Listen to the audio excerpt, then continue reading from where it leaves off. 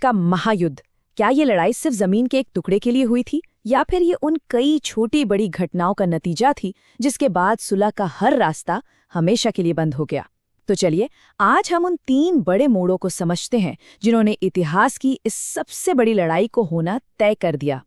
और जानते हैं इस सब की शुरुआत कहाँ से हुई? सिर्फ एक वाक्य से।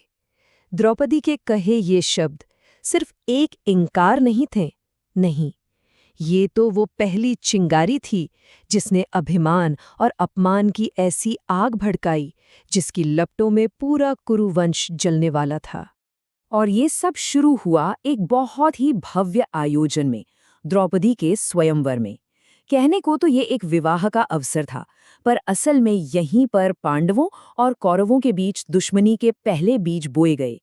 अब देखिए, स्वयंवर की जो शर्त थी वो कोई मामूली शर्त नहीं थी।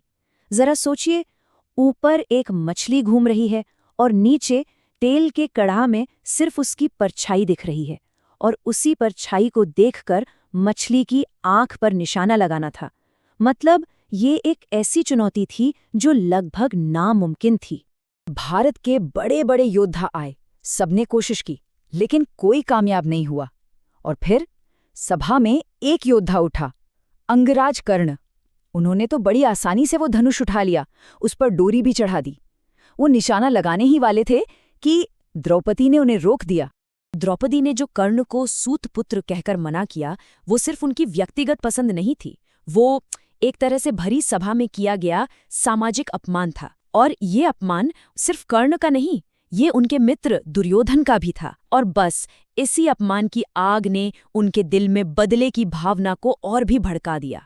स्वयंवर में जो हुआ वो तो बस एक शुरुआत थी। अब कहानी अपने उस हिस्से में पहुंचती है जो शायद सबसे अंधकारमय है। एक ऐसा क्षण जहां धर्म, मर्यादा, इंसानियत सब कुछ तार तार हो गया, चीरहरण। और ये सवाल आज भी पूछा जाता है उस भरी सभा में जहां धर्म के बड़े बड़े रखवाले मौजूद थे। असल में अधर्मी कौन था? वो लोग जो एक स्त्री का अपमान कर रहे थे, या फिर वो जो धर्म का ज्ञान होते हुए भी सिर झुकाए चुपचाप सब कुछ देखते रहे? जरा उस दृश्य की कल्पना करके देखिए। दुर्योधन ने आदेश दिया और दुशासन ने द्रौपदी को बालों से पकड़कर भरी सभा में घसीट कर ले आया। एक कुलवधू का ऐसा अपमान, ये कुरुवंश के इतिहास पर एक ऐसा दाग था जो कभी मिट नहीं सकता था। और जानते हैं इस घटना को और भी ज्यादा दर्दनाक क्या बनाता है? वहां बैठे बड़ों की खामोशी। पितामह भीष्म, जो पूरे कुल के संरक्षक थे, गुरु द्रोणाचार्य, कुलगुरु कृपाचार्य, जिन्होंने इन सबको धर्म की शिक्षा दी थी, ये सब के सब धर्म के इतने बड़े रक्षक सिर झुकाए चुप बैठे रहे। उनकी ये चुप्पी वहां हो रहे अधर्म से भी कहीं बड़ा पाप थी। अब ये सब देखकर पांडवों का खून खौल उठा, उनका गुस्सा अपनी सारी हदें पार कर गया। और ठीक उसी पल भीमसेन ने गुस्से में एक ऐसी भयंकर प्रतिज्ञा ले ली जिसने युद्ध के सिवा और कोई रास्ता ही नहीं छोड़ा। भीम ने जो कहा वो सिर्फ गुस्से में निकले शब्द नहीं थे, वो एक कसम थी। अब ये लड़ाई जमीन या राजपाट की नहीं रह गई थी, नहीं, ये अब एक निजी बदले की लड़ाई बन चुकी थी। और यहां से शांति की सारी उम्मीदें खत्म हो गईं। इतना सब कुछ होने के बाद भी, अपमान, प्रतिज्ञाएं, इन सब के बावजूद युद्ध को रोकने की एक आखिरी कोशिश की गई। और ये कोशिश की स्वयं श्री कृष्ण ने। वो शांति का दूत बनकर हस्तिनापुर गए ताकि किसी तरह इस विनाश को टाला जा सके। जब कृष्ण हस्तिनापुर की सभा में पहुंचे तो उन्होंने साफ साफ चेतावनी दी कि अगर युद्ध हुआ तो नतीजे बहुत भयानक होंगे। उन्होंने धृतराष्ट्र को उनकी जिम्मेदारी याद दिलाई कि अगर ये विनाश हुआ तो इतिहास उन्हें ही जिम्मेदार ठहराएगा। और देखिए, शांति के लिए कृष्ण ने मांगा भी क्या था? सिर्फ 5 गांव। पांडवों के लिए बस 5 गांव।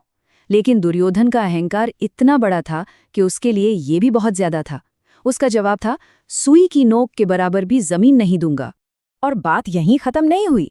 दुर्योधन का घमंड तो देखिए, उसने न सिर्फ शांति का प्रस्ताव ठुकराया बल्कि शांति दूत को, यानी खुद श्री कृष्ण को ही बंदी बनाने का हुक्म दे दिया। ये तो धर्म और कूटनीति, हर नियम के खिलाफ था। बस इसी एक कदम ने युद्ध का आखिरी दरवाजा भी बंद कर दिया। तो अब अगर हम इन सारी घटनाओं को एक साथ जोड़कर देखें तो तस्वीर एकदम साफ हो जाती है कि युद्ध क्यों टाला नहीं जा सका। पहले स्वयंवर का अपमान, फिर चीरहरण का वो घोर अन्याय और आखिर में शांति के प्रस्ताव का तिरस्कार। इन सब ने मिलकर ही विनाश का रास्ता तैयार किया। तो पूरा सिलसिला कुछ ऐसा था। पहला कदम था स्वयंवर का अपमान, जिसने बदले की आग जलाई। दूसरा कदम था चीरहरण, जिसने उस आग को एक भयंकर प्रतिज्ञा में बदल दिया। और तीसरा और आखिरी कदम, जब शांति का वो एक मौका भी ठुकरा दिया गया, तब युद्ध के अलावा कोई और चारा बचा ही नहीं। तो समझने वाली बात यह है कि महाभारत का युद्ध सिर्फ जमीन की लड़ाई नहीं था। नहीं, ये नतीजा था अहंकार का, अन्याय का और धर्म को नजरअंदाज करने का। एक के बाद एक लिए गए गलत फैसलों ने हालात को इतना बिगाड़ दिया कि आखिर में विनाश के सिवा कुछ बचा ही नहीं।